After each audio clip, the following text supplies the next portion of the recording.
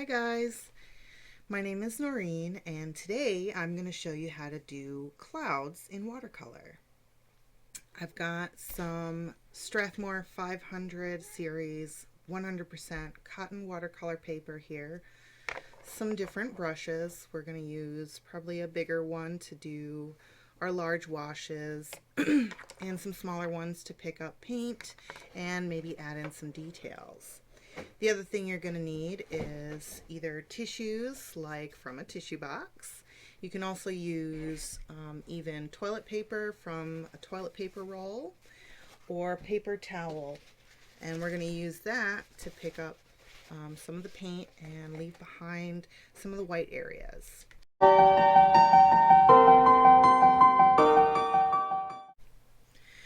So the first thing I'm going to do is just tape this down and section out some areas so we can try some different methods, and I can show you a few different ways that you can do this.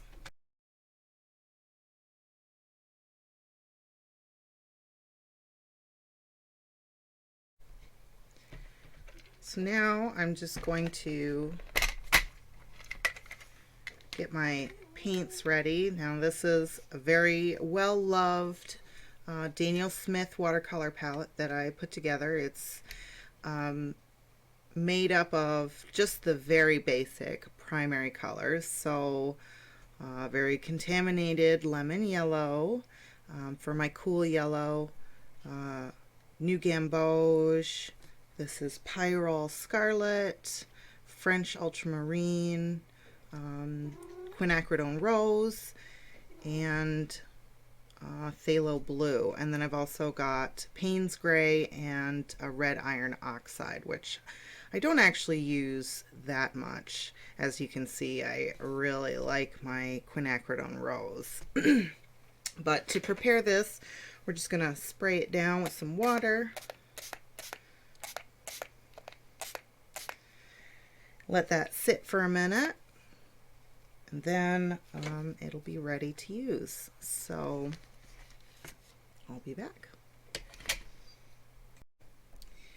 So for the first technique, what we're going to do is wet the area first with some clean water.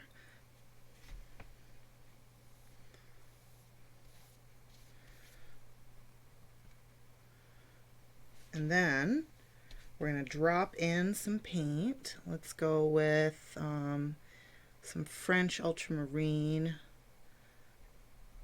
some Payne's Gray,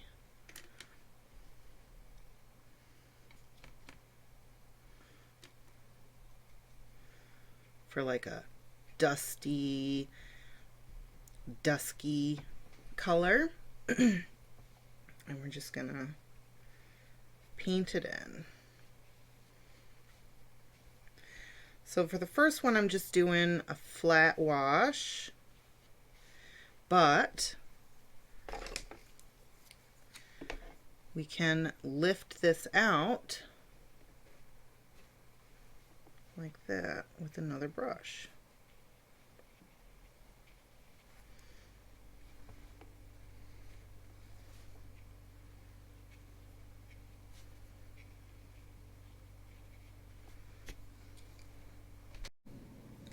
So I realized that the camera settings were a little too bright.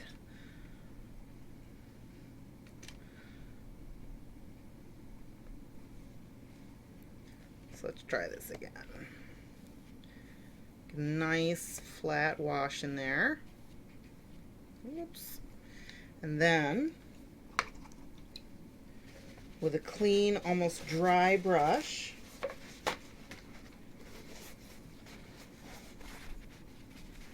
we're going to lift our clouds just like that.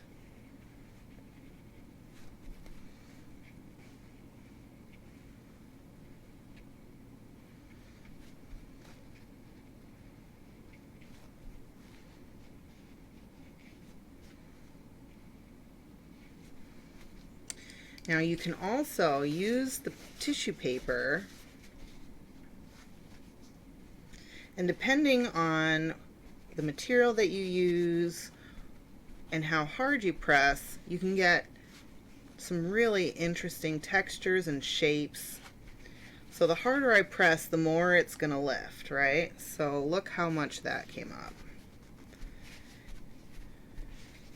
And if I use tissue, it'll get a much softer effect.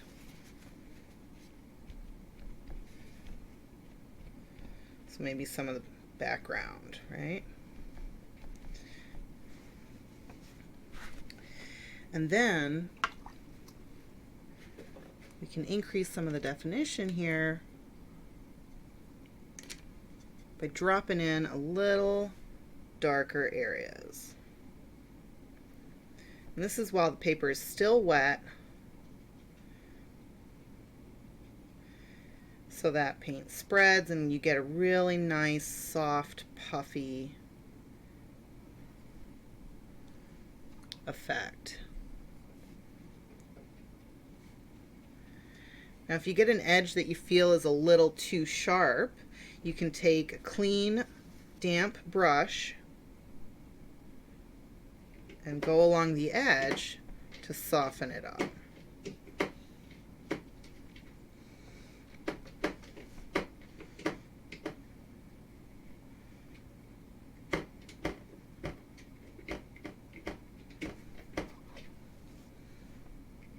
Just like that.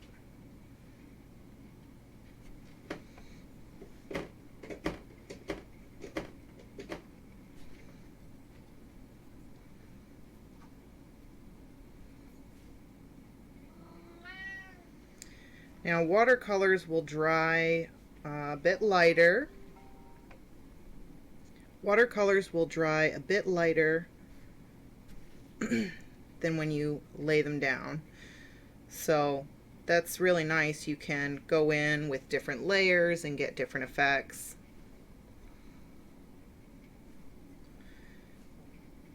Now you'll notice here I'm getting a bit of a background because I used too much water.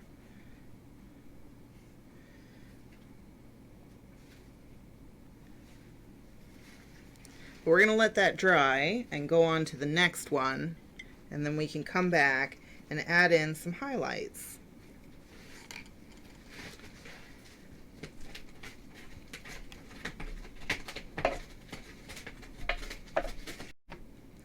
For the next one, we're going to do more of a bright midday blue, and instead of wetting the paper, we're going to actually paint around the area where we want the cloud to be.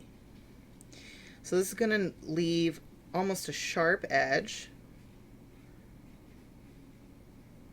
This is going to leave a sharp edge where the outline is. We can do a wash in the rest of the area here.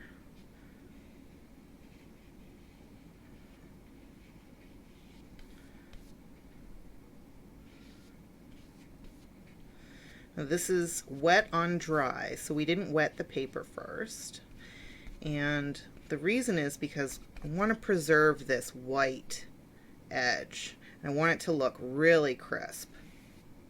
So if we were to wet the paper, it would come out a little too soft, like that.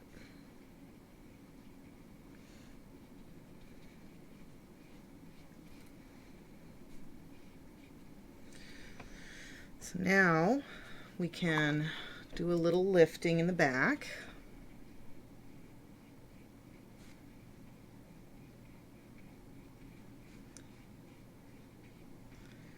Maybe there's some little clouds.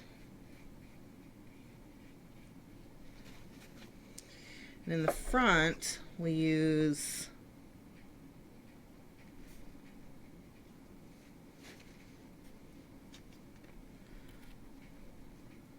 this Payne's Gray. Really, really wet, so it's nice and light. And put in some shading here.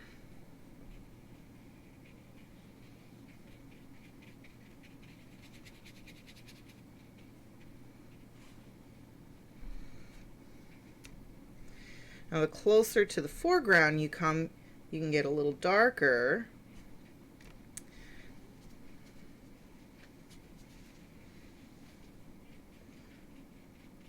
It gives it a nice perspective.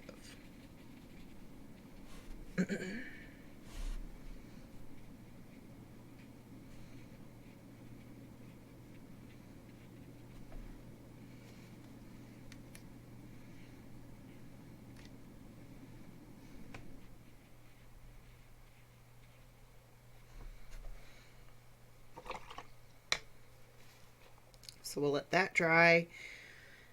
For the next one, I think I want to do kind of like a sunset-y color. So I'm going to wet the whole piece and drop in some bright orange color.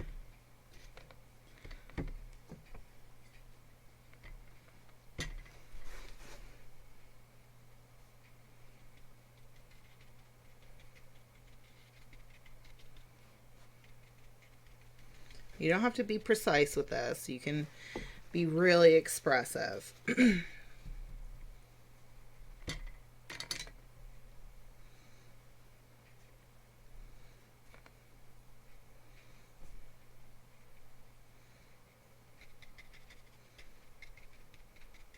So this is some phthalo blue with some Payne's gray.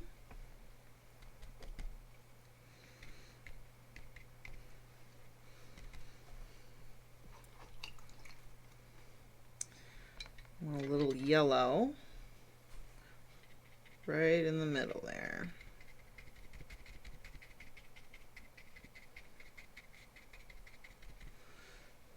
And it's fine if they mix.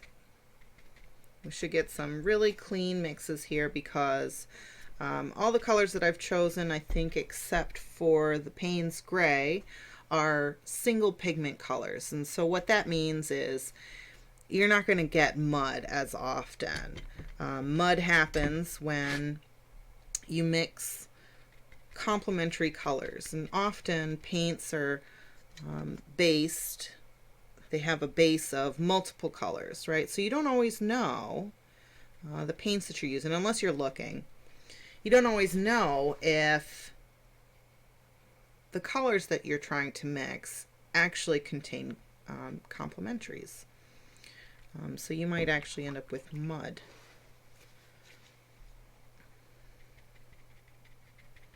So what I've done here is I've just wet the brush a little bit and I'm going over. Now what's really interesting here is we haven't actually done any lifting, but you get the impression of clouds just based on how the brush has laid down the paint.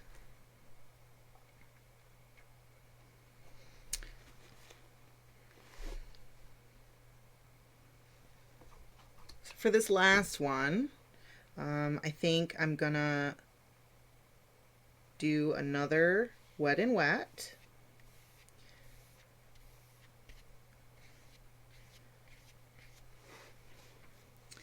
And I'm gonna go for a bit of a dark feel, like a night sky almost. So I'm gonna use a lot of this Payne's gray. I'm actually going to mix in some red to get this almost midnight purple color. And it's nice and muted because of the green in the Payne's gray.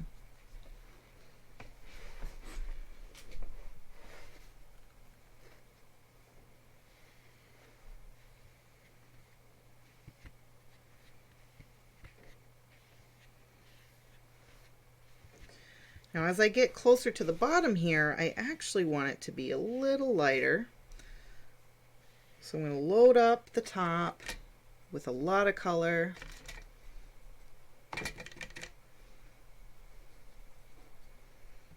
Really saturated. And as I go down to the bottom, I'm going to lift, if I can, get another brush here.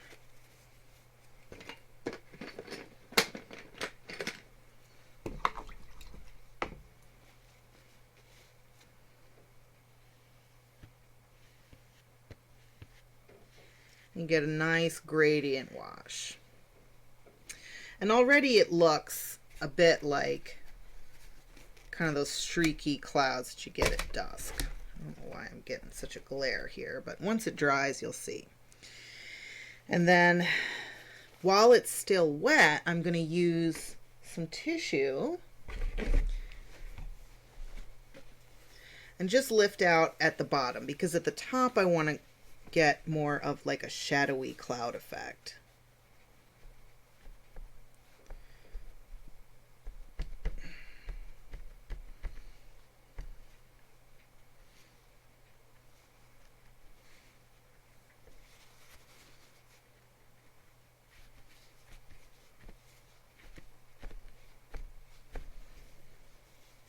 So you see how that works? Pretty nice. Almost misty. And then I'm going to drop in some Payne's Gray with some phthalo blue.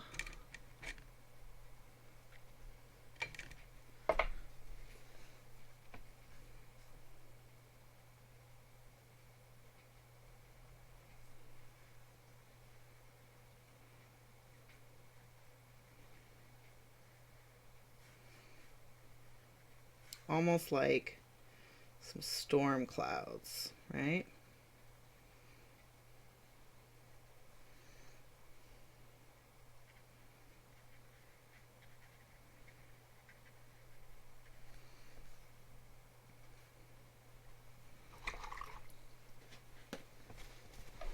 Let's soften up that bottom edge a little bit. Make sure your brush isn't too wet or you'll end up with back runs.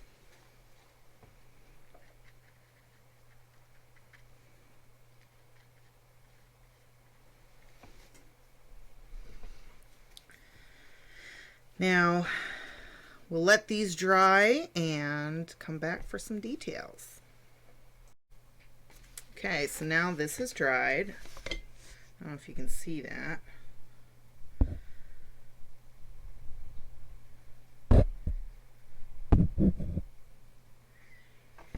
We're going to add in some details.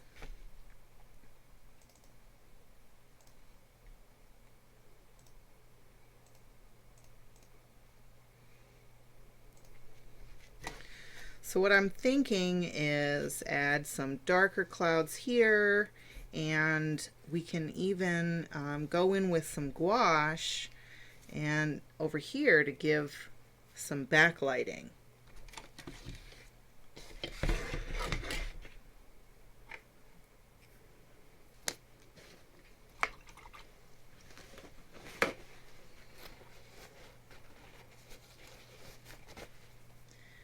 And that'll really enhance the look of the clouds.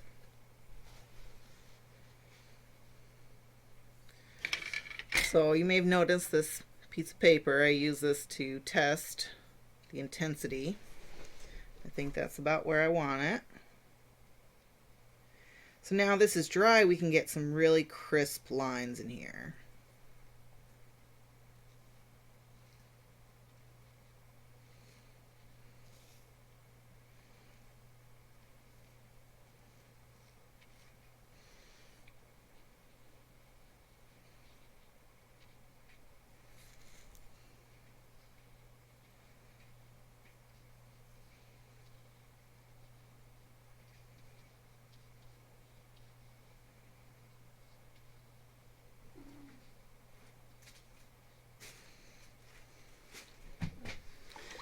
We can soften that bottom edge with a slightly damp brush, like we did before.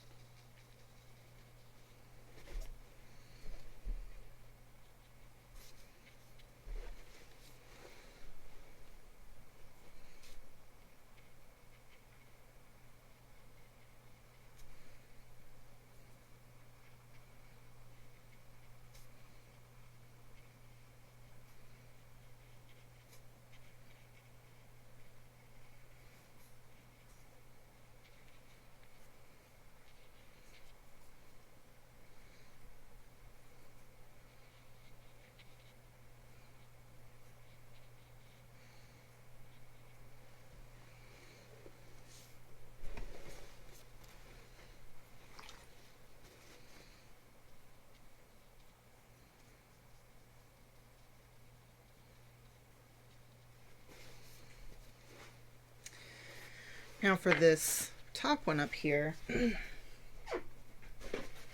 we can try some gouache. Now, got a few different kinds, but this is Artist Loft, which is the Michaels brand. It's super cheap, affordable, and it's good enough. So why not?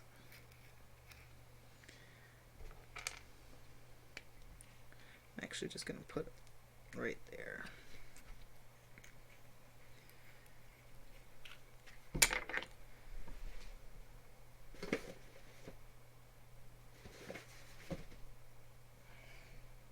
I knew where my brushes were.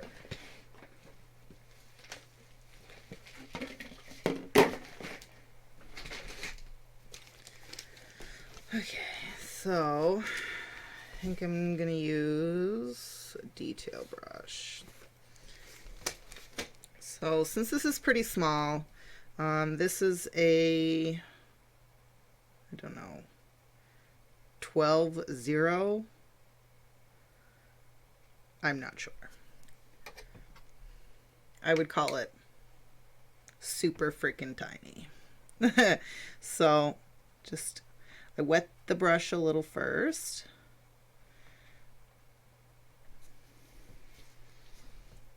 And let's just get little white edges up in here.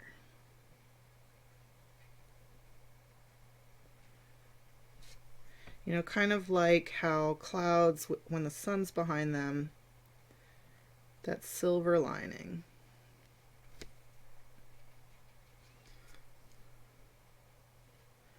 And gouache is great to use with watercolors because they're both water soluble, and now gouache is just opaque watercolors in my opinion.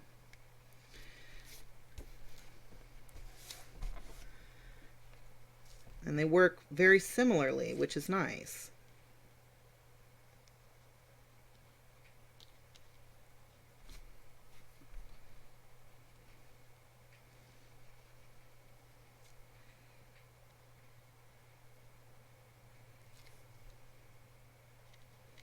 You can thin them out and even work with them just like watercolors. Now, the only thing is they they don't glaze very well at all. So if you're going to use gouache with your watercolors, you'll want it to be the last thing you do. So generally I just put on the highlights. So this is just a demonstration and to show you what this will look like and what you can do pretty simply with just a few strokes.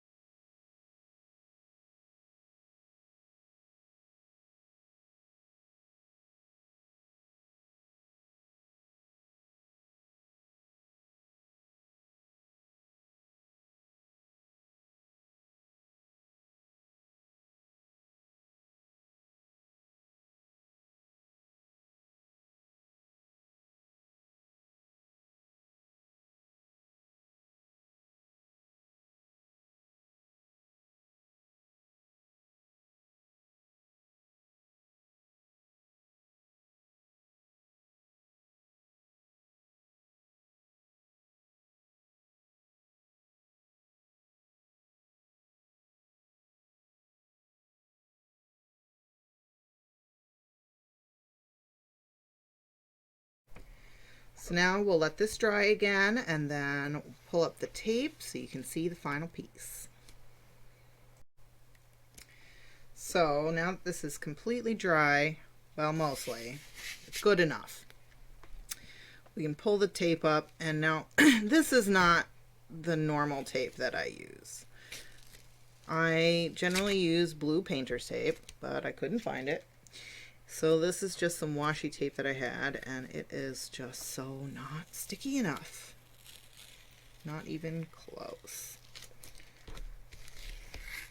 So let's get rid of all this. And I really like blocking off sections like this because it just gives it such a nice clean look at the end. And even if the painting is really loose or it's just practice, it ends up looking like, it just makes it look so much more polished, and I love the way that looks, that nice crisp edge.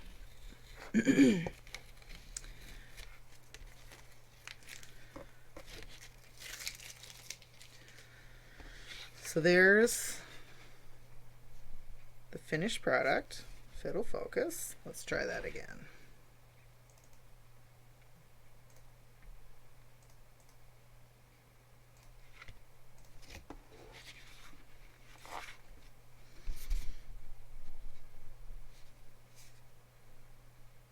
So like I said, this is just a demonstration of what you can do.